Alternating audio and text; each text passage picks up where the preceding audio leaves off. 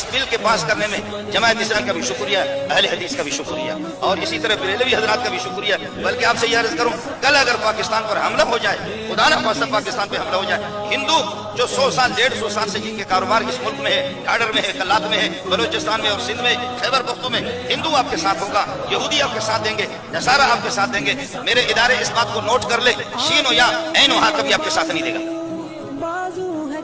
یہ کبھی آپ کے ساتھ نہیں دیں گے۔ اگر ایران حملہ کرے، اگر ایران حملہ کرے، خدا نہ خواستہ وہ کرے گا بھی نہیں، وہ کرے گا بھی نہیں، وہ کرے گا بھی نہیں، اس لیے کہ میں نے اتنے بلوچ وہاں چھوڑا ہے کہ انشاءاللہ ان کی نیند انہوں نے حرام کی، وہ یہاں آئے گا بھی نہیں۔ یہ ہمیشہ متقی اولاد، تقیہ تو انہی کا مسئلہ ہے، ان کا مذہب ہے۔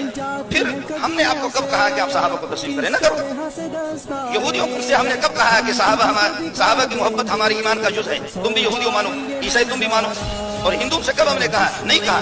آپ کو بھی ہم منوا نہیں سکتے کہ آپ کے اندر گند بھرا ہوا، کفر بھرا ہوا ہے، لیکن مسئلہ اتنا ہے، خاموش تو رہو نا۔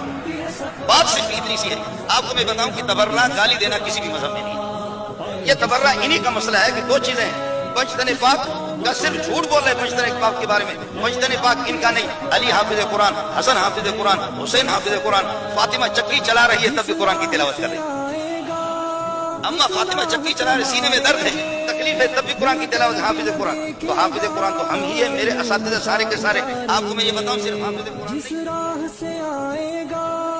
اس راہ پہ ماریں گے، مڑ کر بھی نہ دیکھے گا، یوں نشہ اتاریں گے ہم موت کی وادی سے، یوں تجھ کو گزاریں گے۔